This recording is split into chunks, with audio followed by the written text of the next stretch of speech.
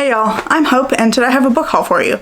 This is my quarterly book haul for July to September, so this will be everything I acquired in those months. And I'm pretty excited, in part because I managed to, if not reduce my TBR, I simply didn't increase it by very many books. I did a terrible job of this last quarter, so I was very excited that this quarter I only increased my TBR by 5 books. So that's a lot better, and I am hoping that I'm going to have some more reading time soon so I can start tackling more of these. Some of these will be read anyway because there's a good chunk of these that are things that I bought for classes, so those will be done mostly at the end of the semester. But yeah, I'm really pleased with this. It's not as intimidating a stack as I had last quarter, and I think let's just dive into the books without any further ado.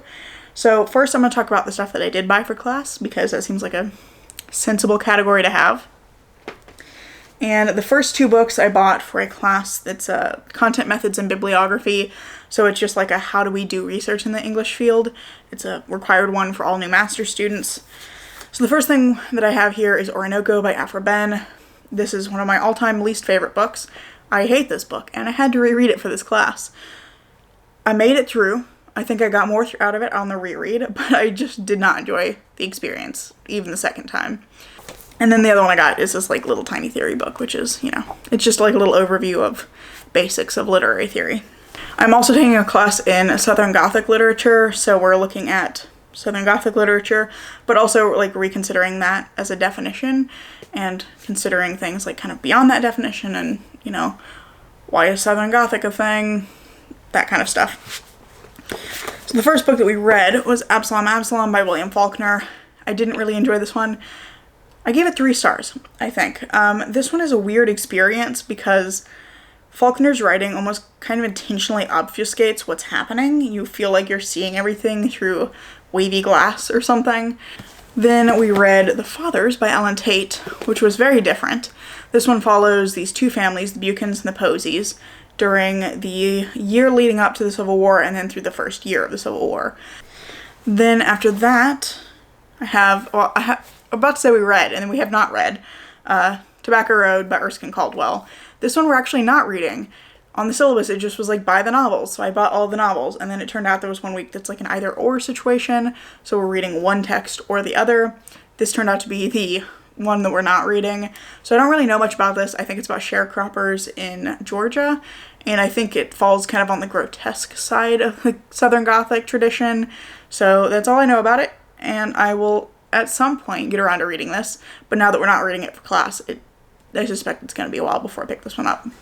But the book that we're reading instead is Outer Dark by Cormac McCarthy. This is actually my current read. I need to finish it this afternoon for class tomorrow, but this is a very weird story, and it's not what I expected at all. So this one follows a brother and a sister, and the sister is pregnant with the brother's child at the beginning of the book. She gives birth, the brother takes the baby out of the woods and leaves it, and then he tells the sister that it died. And then she finds out that he's lying. And that kind of kicks off this series of events where each person goes on a separate journey. She's off to find the baby. I'm not really sure what the brother's off to do, but he's off to do something.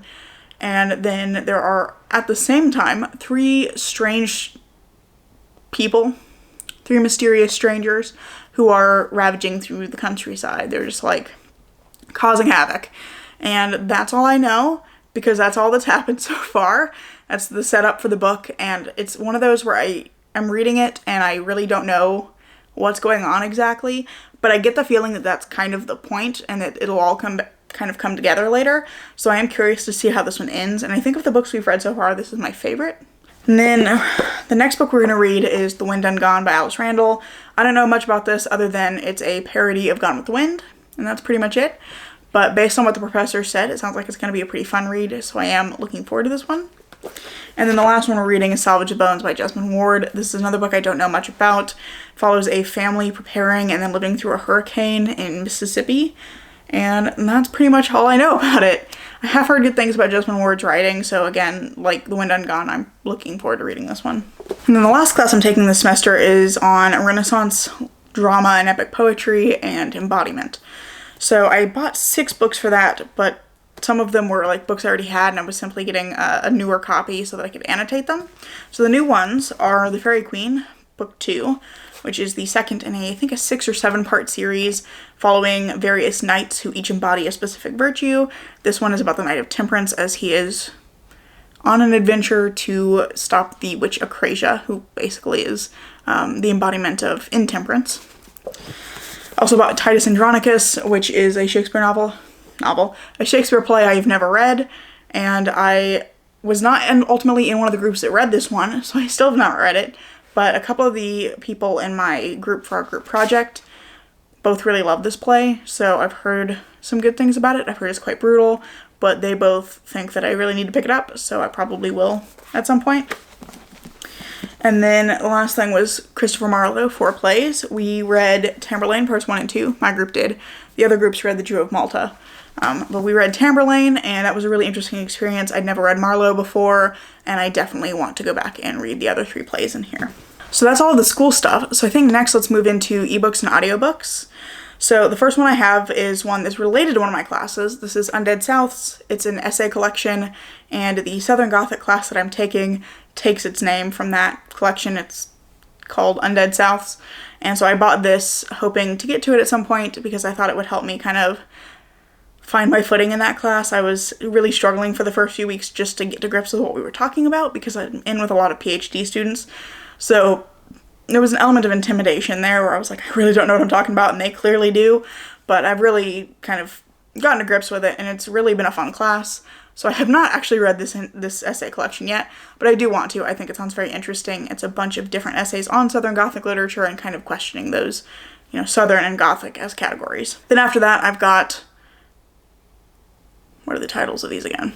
The Raven King and the King's Men, which are the second and third book of the All for the Game trilogy, which is a very weird trilogy. I read the first book a few months ago. It is a train wreck. It's terrible, but you can't look away. And since the second and third book would cost me like a grand total of $2, I was like, yeah, sure, I'll go ahead and read the rest. So then I picked up Obsidian Island by Arden Powell. It's unusual that I haven't read it yet because usually I pre-order Arden Powell's books and then read them immediately, but this is the longest one of theirs that I've bought so far, so I just have not had time to get to it, but I'm very excited for it. This is a horror fantasy romance following 2 guys who end up shipwrecked and stranded on an island that is trying to eat them. After that, I got The Babysitter Lives by Stephen Graham Jones. I actually read an arc of this, but I had pre-ordered it as well, and I'm glad that I did because I really enjoyed this book, so I am hoping to listen to it again in the future. This is an audiobook only book that was narrated by Isabella Star LeBlanc, who I think did a fantastic job. She did a really good job of catching and keeping my attention, which I sometimes struggle with in audiobooks. But this is a horror novel following Charlotte, who is a high school senior. It's Halloween, or not Halloween, it's the night before Halloween, and on Halloween she's supposed to be taking her SATs. So she gets this babysitting gig, and she goes thinking she's gonna, make sure the kids go to bed, and then she's gonna study for her SATs, she's gonna ace them, she's gonna get out of town, get out of the small town, and escape kind of the small-mindedness of her community. And then things go horribly wrong when she arrives at the Bullbanks house and realizes that she and the twins are not alone in the house, and it all goes downhill from there. It is extremely spooky. I was listening to this one while I was at work because I have a job as a GA, and I have this cubicle that I work in, and for the first time in the last several years, my office is in a place, or my desk faces away from the door of my cubicle. And so, on the one hand, I was grateful for that because I kept cringing and making funny faces and nobody had to see that. But on the other hand, I couldn't shake the feeling that somebody was standing behind me while I was listening to this. So, 10 out of 10, would be scared again. So that's all of the ebooks and audiobooks. So next we have physical books, and this is basically everything else that I bought this quarter. And up first I have Jane Eyre, which is a classic I have never read. I'm really interested in this one. There have been a few retellings I wanted to read, but I wanted to read the source material first. I've never even seen an adaptation of Jane Eyre. I don't know if there are any. I assume there are, but this is one that I know a lot of people really love, and I would like to get to it soon because I really like this era of writing, and I think that it sounds like a classic that I'm really going to enjoy. And then I've got What Moves the Dead by T. Kingfisher, which is a horror novella. It's a retelling of Fall of the House of Usher by Edgar Allan Poe. I thought this was a brilliant retelling. It's really interesting because it takes the original and gives us an explanation for the weird shit that's happening, but I didn't think that made it any less scary. On top of that, this has a really interesting blend of horror and quirky humor. So I really enjoyed that blend. I thought that T. Kingfisher did a great job of balancing the two. It was really fun. There's a lot of like really quirky and weird characters that are very funny, but then that didn't take away at all from the like really creepy atmosphere and the really gross body horror that was happening. Next up, I've got The Daughter of Dr. Moreau by Silvia Moreno Garcia. I don't know a lot about this book. The two things that I know are that it is a retelling of The Island of Dr. Moreau, and also it's by one of my favorite authors. I love everything that Silvia Moreno Garcia writes. I will buy every book that she publishes. This was just the most recent one, so I haven't gotten to it yet, but I am really looking forward to it. Next, I have Nightmare Fuel by Nina Neseth. This is a nonfiction. This is about horror movies, how they scare us, and why we love them. And I just think it sounds like it's going to be a lot of fun. I'm pretty new to horror movies. I was really easily frightened as a child, so it took me a long time to get into horror, but I really like it as a genre. I'm starting to enjoy horror movies. I absolutely love horror games, so I think this is going to be a really fun read, and I'm currently planning to read it during Weekend Ween at the end of the month, so I'm really excited for this one. Next up, I have A Strange and Stubborn Endurance by Foz Meadows, which is a fantasy romance. I believe it's a political fantasy romance, and it's got these two men who end up in an arranged marriage. I also know that there's an element where one of these men is raped at the beginning of the book, and it's about him healing from that. So I think that that is interesting. I also think it's important to know that going in, because I did see several reviews talking about people who felt shocked and kind of taken aback because they weren't warned that that was happening, or that it was kind of downplayed in the marketing.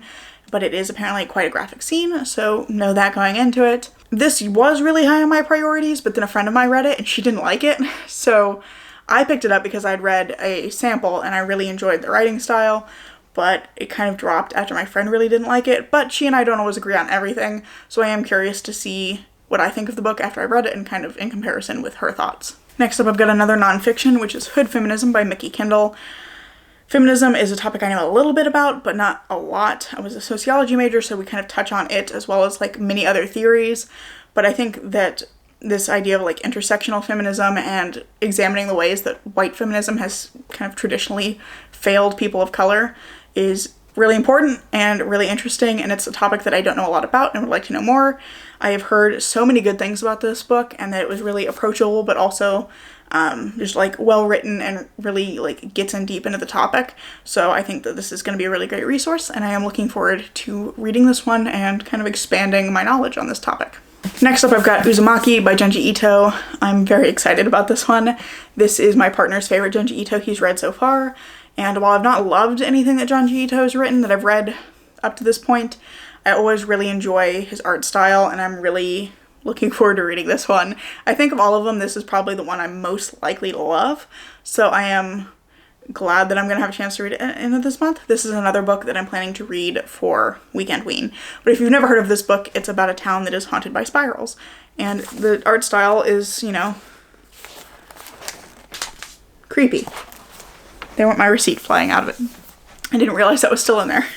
Next up, I have one of my most anticipated releases for the year, and that is Babel by R.F. Kuang. I've not read this one yet. I'm actually working on a vlog project right now that is reading Dark Academia for the first time, because I've never read Dark Academia, but clearly it is a mode of writing that appeals to me because I have a lot of Dark Academia books on my shelves. So I'm working on that vlog project right now, and I'm not starting with this one, but I think this is going to be one of the earlier books in that project, and I'm really looking forward to picking it up. Next up, I have A Taste of Golden Iron by Alexandra Rowland. I have already read this one. I love this book, and I cannot more highly recommend it. This is a fantasy romance with a mystery plot, and it follows Prince Kadu of the Urast Empire as he finds himself in an awkward position, having had a confrontation with the new princess's body father, the guy that like is her biological father. He gets into a confrontation with this guy and finds himself in this uncomfortable position, and he needs to kind of prove his loyalty to his sister, the Sultan. And so he's trying to investigate a break-in that happened at the Shipbuilders Guild. This is a part of his duties anyway. He's kind of, I can't remember what the title is, but he's like the Duke of Harbors. So the Shipbuilders Guild is kind of a part of his responsibilities anyway, but he kind of doubles down on trying to solve this mystery to prove his loyalty to the Empire. And as a part of that, he ends up getting teamed up with this guy named Evamer, who's like typical, very stoic bodyguard. So it's a bodyguard romance, and I just thought this was beautifully written. The writing is lovely. The characters are all really well written and well realized. They all really feel like real people, even if they're not main characters. Like the side characters get their own development arcs that I thought were really fun. I love that the journey that Kadu and Evermore go on across this book. I think that the development of their relationship from kind of like dislike to friends to lovers is really, really, really well done. I loved everything about this book. I think the only hiccup is the first chapter is a little bit info dumpy, but like once you're through the first chapter, everything after that is fantastic. So the penultimate book that we have here is The Secret History by Donna Tartt, also from my Dark Academia vlog, and actually this is the book that kind of sparked the idea for me. So I had to go pick up my partner from work one day. He needed to return a rental car, so I was driving over to visit him anyway, picked him up from work, or rather met him at work to follow him to the rental car place to pick him up from there. Anyway, he works in a place that is like directly next door to a Barnes & Noble, so obviously I got there early and I went over to the Barnes & Noble, and this was like right in the front on their TikTok table, and I had not previously thought that I would like this book. I had not heard much about it that made me go, yeah, I really want to read The Secret History. But I knew that I was already interested in Dark Academia, and then I actually like picked it up and read the back, and I said, oh, there's murder in it.